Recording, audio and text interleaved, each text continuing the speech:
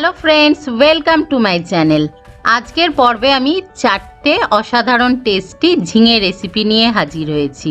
সবার প্রথমে শুরু করছি ঝিঙে পোস্ত ঝুরি রেসিপি দিয়ে। রান্নাটা করছি সর্ষের তেলে।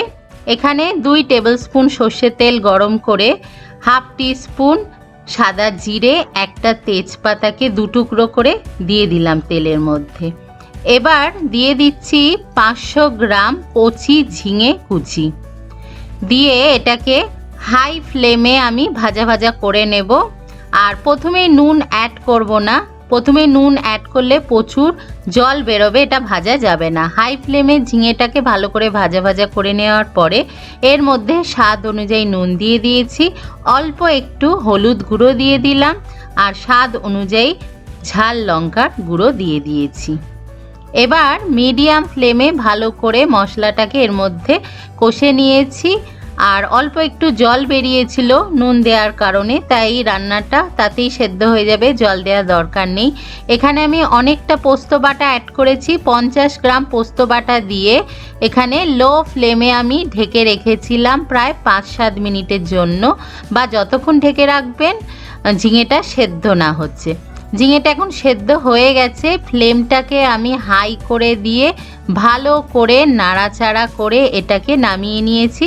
বেশ হাই ফ্লেমে ঝুড়ো ঝুড়ো করে এটাকে নামিয়ে নিতে হবে, সেই কারণে এই রেসিপিটির নাম ঝিঙে পোস্ত ঝুরি। খুবই ভালো লাগে গরম ভাতের সাথে। এবার আমি পরের রেসিপিটা শুরু করছি। এবার বানিয়ে দেখাচ্ছি ঝিঙে বাটার রেসিপি।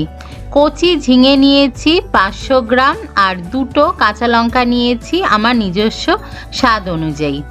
এবার ঝিঙের সাথে কাঁচা লঙ্কাটাকে আমি বেটে নিচ্ছি। একটা মিক্সার জারের মধ্যে 2টো কাঁচা লঙ্কা আর ঝিঙেটাকে দিয়ে দিলাম। আমার এই রেসিপিটা বেশ ঝাল ঝাল ভালো লাগে, তাই এখানে ঝাল লঙ্কা দিয়েছি। কোনো রকম জল ছাড়াই দেখুন ঝিঙেটা বেটে নিয়েছি, আর ঝিঙে থেকে এতটা জল বেরিয়েছে, সেই কারণে এই রান্নায় কোনো রকমের জল ব্যবহার করা যাবে না। অন্য একটা পাত্রের মধ্যে আমি এই ঝিঙে কাঁচা লঙ্কা বাটাটা নামিয়ে নিয়েছি। রান্নাটা সর্ষের তেলে করছি। 2 চা চামচ সর্ষের তেল গরম করে এর মধ্যে একটা শুকনো লঙ্কা আর সামান্য একটু কালো জিরেকে দিয়ে ভালো করে ফ্রাই করে নিতে হবে। এবার এর মধ্যে 1 টেবিল স্পুন গ্রেট করা রসুন দিয়ে দিলাম, আর এটাকে লাল লাল করে ভেজে নেব। রসুনটা গ্রেট করা দিলেই ভালো হয়। ভাতের সঙ্গে যখন আমরা এই ঝিঙে বাটাটা খাবো তখন মুখে পড়লে রসুনের টেস্টটা খুব ভালো লাগে। বেশ লাল লাল করে আমরা এটাকে রসুনটাকে আমি ভেজে নিয়েছি। এবার এর মধ্যে দিয়ে দিচ্ছি সেই কাঁচা লঙ্কা আর ঝিঙে যে পেস্টটা বানিয়েছিলাম সেটা দিয়ে দিলাম। আর দেখুন এতটা জল আছে, জলটাকে শুকিয়ে নিতে হবে। ফ্লেমটাকে প্রথমে আমি হাই করে দিয়েছি, আর ক্রমাগত নাড়াচাড়া করে এটাকে অনেকটাই প্রায় শুকিয়ে নেওয়ার পরে ফ্লেমটাকে মিডিয়াম করে স্বাদ অনুযায়ী নুন, হলুদ আর একটুখানি চিনি দিচ্ছি। নুনটা কম দিতে হবে, কারণ রান্নার পরে এটা অনেকটা পরিমাণে কমে যাবে, আর হলুদটাও কম দিতে হবে। সামান্য একটুখানি চিনি দিয়েছি, খুব বেশি মিষ্টি মিষ্টি হবে না, কিন্তু অল্প একটু মিষ্টি দিলে টেস্টটা ব্যালেন্স হয়।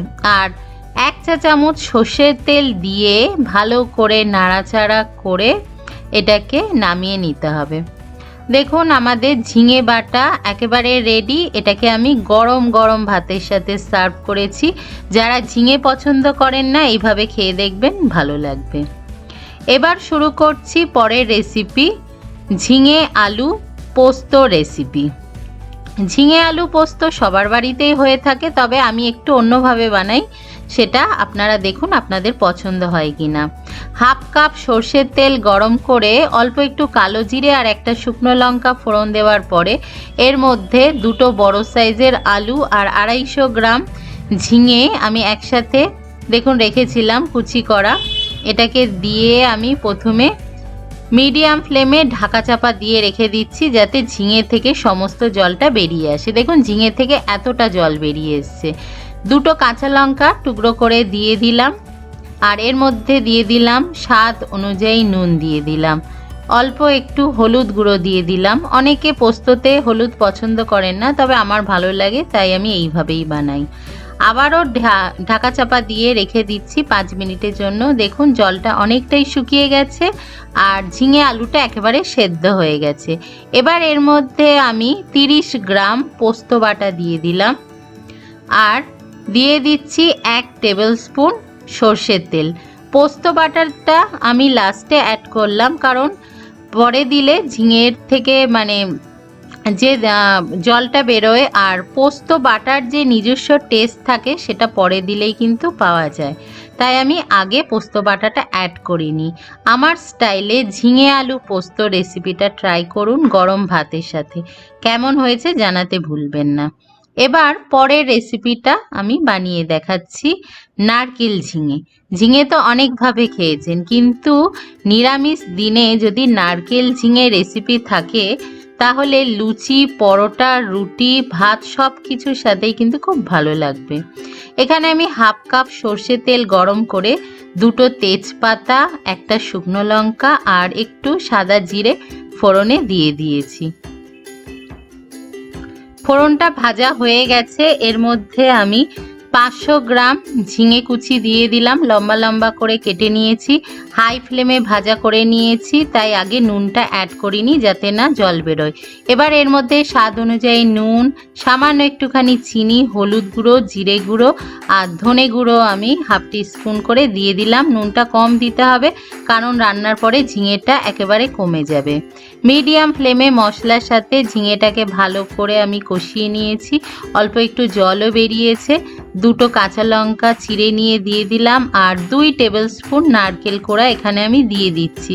যেহেতু নারকেল ঝিঙে, নারকেলটা একটু বেশি দিলাম, আপনারা আপনাদের পছন্দ অনুযায়ী নারকেলটা কমিয়ে বা বাড়িয়ে নিতে পারেন। এবার দেখুন এটাকে আমি হাই ফ্লেমে ভালো করে নাড়াচাড়া করে নিচ্ছি আর নারকেল থেকে দেখুন কতটা তেল বেরিয়ে এসেছে, খুব সুন্দর একটা সুগন্ধও বেরিয়েছে। এবার এর মধ্যে আমি 1.5 কাপের মতো জল দিলাম, কারণ ঝিঙেটা ভালো করে ফ্রাই করা ছিল আর ঝিঙে বেশি সেদ্ধ হতে টাইম লাগে না। লো ফ্লেমে 5 মিনিট রাখার পর ঝিঙেটা সেদ্ধ হয়ে গেছে। সামান্য একটুখানি ঘি দিয়ে ভালো করে মিশিয়ে সামান্য একটু নাড়াচাড়া করে এটাকে আমি নামিয়ে নিয়েছি। দেখুন এখন শুকনো হয়ে গেছে আর আরেকটু তেল বেরিয়ে এসেছে নারকেলের। এবার আমি নামিয়ে ফেললাম। গরম ভাতের সাথে পরিবেশন করেছি নারকেল ঝিঙে। অবশ্যই রেসিপিটা ট্রাই করবেন আর কেমন লেগেছে লিখে জানাতে ভুলবেন না। সবাই ভালো থাকবেন, ভালো খান, সুস্থ থাকুন। বাই।